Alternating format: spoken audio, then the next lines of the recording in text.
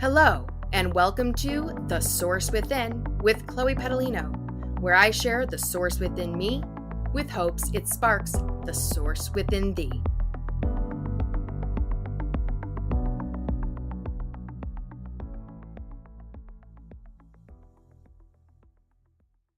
So I have already done an episode about Atlantis, though more information has come to my attention, and so I wanted to share more about it. And will this happen again in future episodes? Might I talk more about Atlantis? Probably, because I'm pretty fascinated by Atlantis and I feel a connection to Atlantis, as well as I had mentioned in previous episodes that there is this collective awakening, this collective remembering of Atlantis. And so, very close to the time where I was going back to edit some of the initial episode about Atlantis, it just so happened that, and I don't watch TV very often at all, but just so happened that somebody else was watching something and this show came up about Atlantis, and it was about Atlas of Cursed Places on the History Channel by a guy named Sam Sheridan.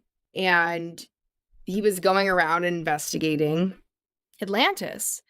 And it was very interesting because it's almost reflective of the same issue that came up at Atlantis that split the civilizations at the time.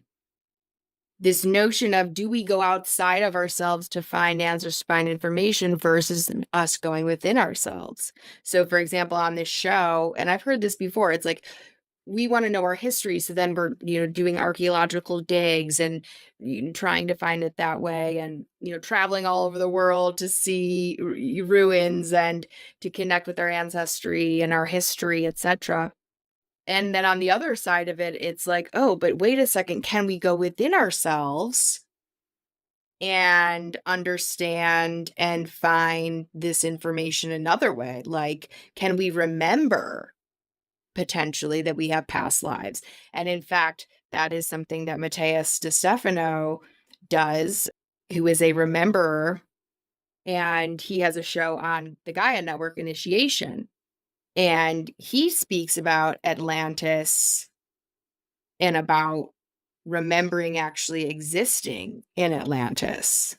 So it's so interesting that these two narratives are coming up kind of at the same time where I'm approaching talking about Atlantis.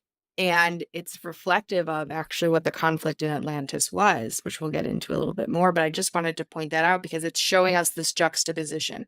It's showing us the difference between us going within, the answers being within us and remembering, versus, and it doesn't have to be one or the other, but I'm just showing the two ends of this spectrum of this polarity. And then on the other end of it, we go out and we're searching to find the answers and to find what is what. So Plato was really the go-to person where a lot of people and a lot of archaeologists or investigators or mystery seekers, whatever, look at Plato to find out more information about Atlantis. And per Plato, he said at that time that it would be about 10, per his timing in our current time, Plato said that about 10 to 12,000 years ago, Atlantis would have existed. I don't know really if that timeline is accurate. Even the guy on the show is like, how could Plato know at that time? It's not like they had carbon dating and these fancy techniques we have now. But anyways, that's what Plato threw out as a time frame. It's hard to know. How do we know really what the time frame is? I would personally lean more towards believing what Matthias DeStefano talks about in terms of a time frame. And what else did Plato talk about? Plato talked about what this place looked like, and he described it as basically these concentric circles with water and land between. There were 3 circles of them.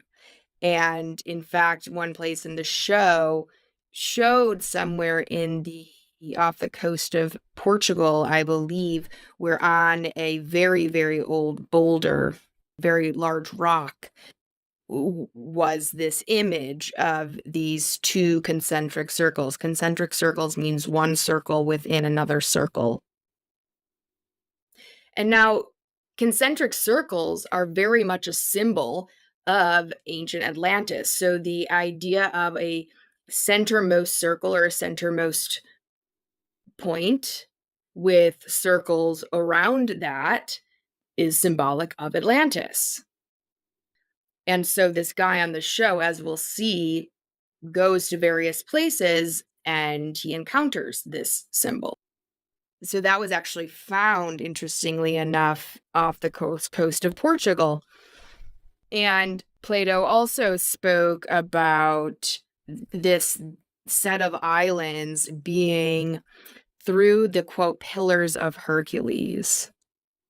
And that it was on this flat bed of land. In fact, Plato said the fair land of green, verdant valley, that there would be kind of this plateau in the center of this area. And there was also reference to red, black, and white rocks in Atlantis as well. Atlantis was known as a seafaring civilization as well. So those were the descriptors that Plato had described, and Plato really had emphasized that Atlantis was really real. The other part I forgot to mention is that he also said that on that plateau, or like in the center of these circles, was a very large temple, likely a temple that was in the shape of a pyramid. So that was the other piece that he mentioned in his writings about Atlantis. Now, he also said that Atlantis was invented to basically teach people morality. That was what Plato said, which is also very interesting because this is such a demonstration of how things can be written and then interpreted or misinterpreted, and how myths get told over time. So interesting when they're saying the invention of Atlantis to teach people morality. What I am actually wondering is that's reflective of the Great Experiment, that perhaps we are all here in a type of experiment to see if we are able to ascend and transform and surpass this third dimension. That might sound quite wonky to y'all, and we'll get more into that in further episodes.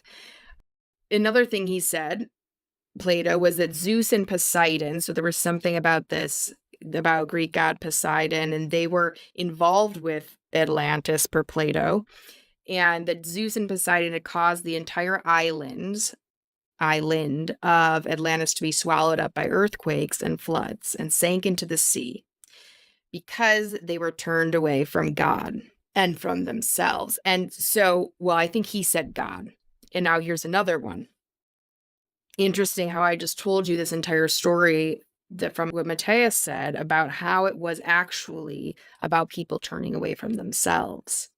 So how Plato wrote it was that they were turning away from God.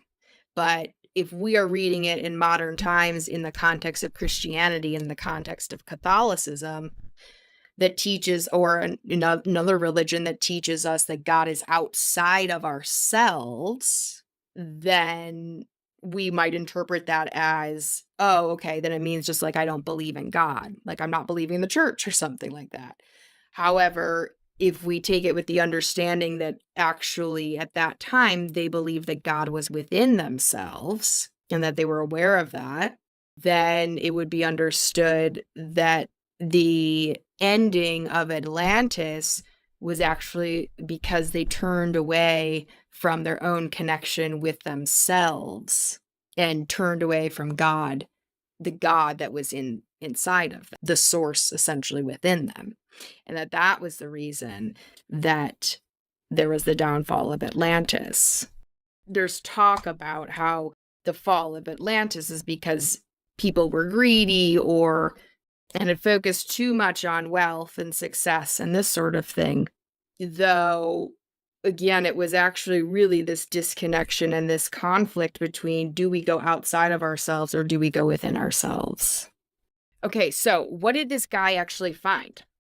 He went to a couple places. Let's see if we can actually figure out, like, where is Atlantis after all of this? So we had these various parts that we had the red, black, and white rock. We had the passageway, these pillars to go through, etc. So he checked out a couple of places. One were the Azores off Portugal. And they did find some, as I mentioned, that concentric circle symbol that was off of a different island in the Azores. And also in the Azores, they found like over 100 of these pyramid-like structures, going back to what I was saying before about how the Atlanteans really were the forerunners, the first people who established the building of pyramids. And so there were hundreds of them actually found on these islands that were definitely more than 2,000 years old. In fact, they found arrowheads and things that would have come from off of the island to be there. So there was evidence that there was life there prior to, much prior to 2,000 years ago. But actually, so there was this one archaeologist who was taking this guy on the show around, and the archaeologist said that basically the government had already come in and quote unquote done a archaeological evaluation of that area and determined that nothing prior to 600 years old existed there. So that's interesting because that's just not true. Now, he also went to a different place, which is the Strait of Gibraltar and near Morocco. And there was a question about Sumasa, this area, which really have this incredible like set of these cave-like systems that are carved into the sands and like the shoreline in this island, which is near Morocco. That's it's pretty really cool, actually, where you could imagine that potentially there were fleets of ships that were stored.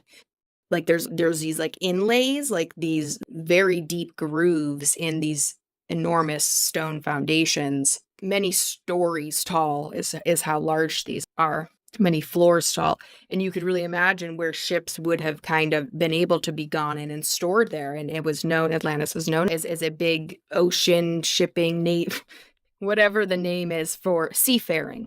The Atlanteans were known as seafaring people, so that would make sense. Then he traveled further into this Mauritania country. Mauritania, it's a country in Africa, where it is extremely dangerous to go. In fact, there's only, per the show, like one person from Western civilization that's gone in there because it's very, very dangerous for a multitude of reasons. So it really has kind of uncharted territory, which is really cool, I think. And there's this Rishat structure, Rishat, and it's like 100 square miles in the desert, and I mean in the middle of nowhere, where there is this pattern. And this was found he like contracted somebody who can do satellite views or whatever, and found from above, you can see basically these rings, these concentric circle of rings in the freaking middle of nowhere in Africa in this area. They did soil samples, not there, but in a different area to see like, okay, well, because currently it's completely dry land, but to see, was it at some point in time potentially fertile? They didn't do exactly there because I just said you can't really, Westerners, it's very dangerous to go in there, but they did somewhere around there and found that, yeah, like at one point in time, that area would very likely have been a very green, lush, place. Now it's covered in like salt. Again, this would make sense with this theory that there was this great cataclysm, and part of which was the flooding, right, and the removal of Atlantis. But now what we see in the shapes is like this embedded area of concentric circles that are like hardened there through salt. It's honestly really fascinating and really cool. Now on the same channel, and also the History Channel, there's another, I don't know, there's some show that talks about another geologist going to look off the Greek island of Santorini, and they very much believe that Atlantis was there. So it's really all quite interesting. And by the way, the Canary Islands, the ones that Matthias De Stefano says where they, were located, those are islands that are off the shore of Morocco. So similar to where this other guy was also looking, And this goes again to these kind of commonalities where there's overlap we might want to kind of pay attention to. And is there something more here? So, did Atlantis exist or not? I certainly believe that it did. And I certainly believe that there's so much information and knowledge that we could learn from them as a civilization, and that has been passed down through time, through mystery schools, essentially, which we will talk about in other episodes. But the wisdom that the Atlanteans brought through Egypt and then onward is pretty profound. And that is also what information is being kept hidden from us in a lot of ways. And it's very interesting how you have this government who is saying, oh, no, there's no older archaeological information here prior to 600 years ago, when it seems, in fact, they're quite, there really is. And I'm not trying to do a conspiracy theory here, but it does make us wonder again, is there still this ongoing protection going on, which I hypothesize it is, where, the powers that be are not wanting us to have access to certain information while, keeping it for themselves and in ways to maintain power. So who knows where Atlantis necessarily was? We've got different theories all over the place. But the other aspect is, when we talked about the 12 families, again, they traveled. So they spread out. And in fact, they spread out over multiple areas of the planet based on where kind of portals were and energy of the planet was. And so it could be that it is indeed true that multiple of these are correct. In fact, that there were civilizations in multiple places, though it is really profound, this one finding in Mauritania in Africa, that there is this finding of these concentric circles. Because in fact, I would be surprised that they would find anything. In fact, when I saw the TV show, I was like, well, it's too far, long ago. And plus there was this incredible cataclysm that took everything out, decimated everything. So I wouldn't be surprised if there wasn't any finding of it. And in fact, I don't think that just not finding it doesn't mean that it didn't exist, was my initial argument in my head. However, at the same time, now we have found that maybe there actually is evidence of it, and surprisingly so. Now, I think this is a fitting time to speak about the Library of Alexandria and what that even means, because I think it's going to come up. And I also think it's pertinent to us understanding Atlantis and where the debate is about, did it exist or not. So the Library of Alexandria was the single greatest accumulation of human knowledge in our history, okay? It was built supposedly around 3rd century BC before Christ, so over 2,000 years ago, when there was a Greek-speaking Ptolemaic dynasty of Egypt. And so they built this enormous Library of Alexandria, where it held apparently 40 to 400,000 papyrus scrolls. It was so large, in fact, that they needed to open a second branch of it, and so they opened what was called the Temple of Serapis. Now, Serapis was also an ascended master, but not to divert too much. So, papyrus was apparently used as a writing material as early as 3,000 years before Christ. And, could it have been further back than that? Possibly. But that's what's estimated. And so we had this enormous amount of wealth of information, and that would have been about prior times. That would have included information about Atlantis. It would have included much more information about our history. So let's talk about what happened with the Library of Alexandria. So the first time it was destroyed, essentially, the first time some of it was destroyed was in 48 BC. So when Caesar was in conflict with the people of Egypt at that time, and they were fighting over in the water, what have you. I'm not sure. I think it was an accidental, basically, burning or setting on fire of the library at that time. So part of things were destroyed then. Fast forwarding to 385, around this time, around Christ's time, so our current era, um, a second burning occurred by Theophilus, and he was a patriarch of Alexandria at that time. Now, this is the time where, around the time of the development of Christianity and Judaism in terms of the organized religion part of it, was starting to become a little bit corrupt starting to become corrupt at that time, and the patriarchy was in full, swing, and they were wanting people to believe in certain ways. And so the Theophilus gave the okay basically to destroy this library. And they even took over the temple of Serapis and turned it into a Christian church at that time. So the attacks kind of by the organized, the earlier religion at that time started really attacking this esoteric information that was kept in the Library of Alexandria at that time, and they were starting to torture people and this sort of thing if they were speaking out of line against what the beliefs that they wanted people to subscribe to.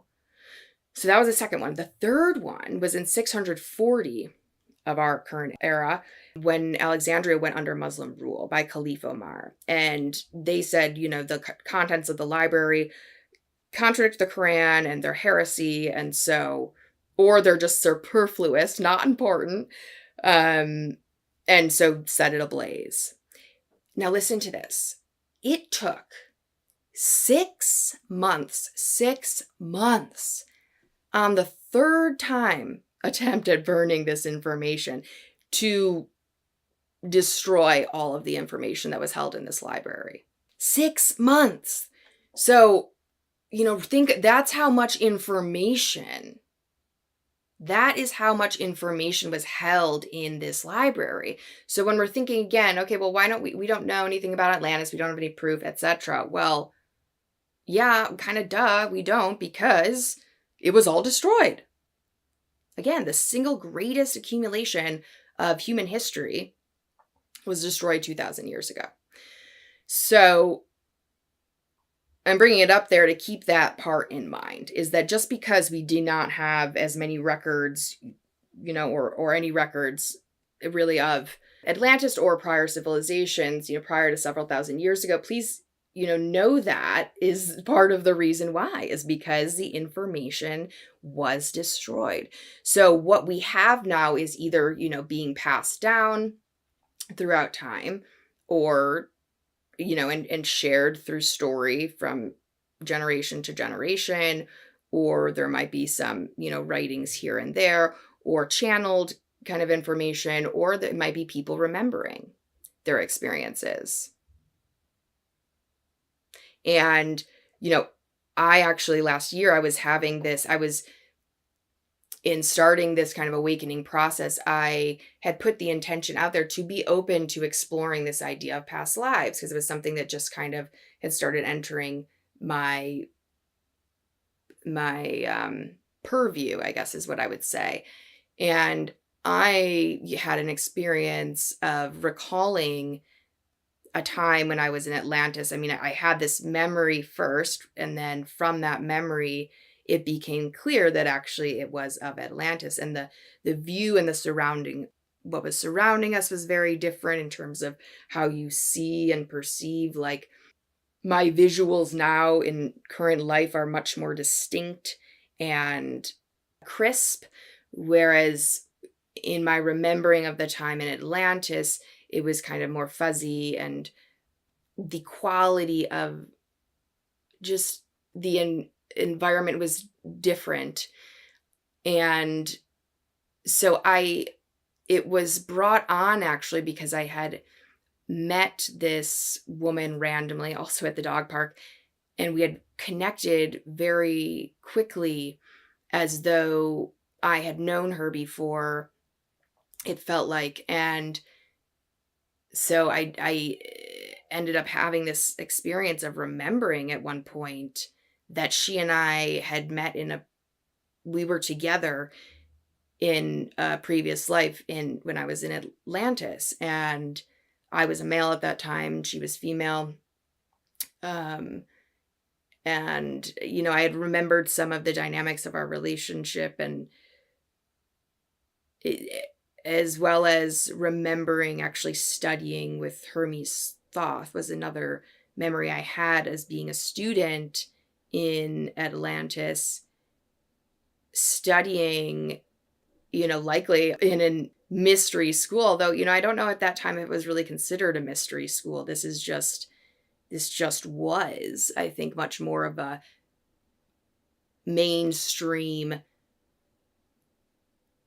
thing that people were studying and discussing, and it was general common knowing and understanding, at least to some extent it was, more than it is today, that's for sure. And so I also remember studying with, I believe, Hermes Thoth, yes, at that time in Atlantis, and studying some of this esoteric stuff. So all of this to say is that, yes, I had this experience of remembering. And so for me, it's like a knowing as well that Atlantis exists. I have a knowingness about it, though at the same time, I certainly can carry some healthy skepticism and want to explore and know more about what do we actually know about Atlantis, and what more can we find out and discover, because it's so cool to talk about. Now, I am not remembering to any extent that, for example, Matthias de Stefano remembers. And he is somebody who remembers multiple lives and existences, also remembers, thorough experiences, where mine are just kind of glimpses thus far. His breadth of remembering is far more extensive than mine. And so I was just blown away when I then encountered his work and his show Initiation on Gaia, that he put way more pieces together about Atlantis. And that's what I'm sharing here now. And that is what I have shared as well with you. But I just wanted to share my own story, because it could be, with this collective awakening that I've mentioned before, that other people may have memories of living and existences in Atlantis. So I wanted to share that because, again, sharing this spark, sharing this notion that it's possible could spark something in you, if you are so desiring to have some remembering experiences like this. Thanks so much for joining me here on The Source Within, where I share the source within me with hopes it sparks the source within thee. I hope you enjoyed this little episode, and please let me know and give me feedback in the comments if you would like to know more about any of the content in this or any previous episodes. And if you're interested in hearing more about Atlantis, because there's so much more to talk about there. Thanks so much, y'all. See you next time.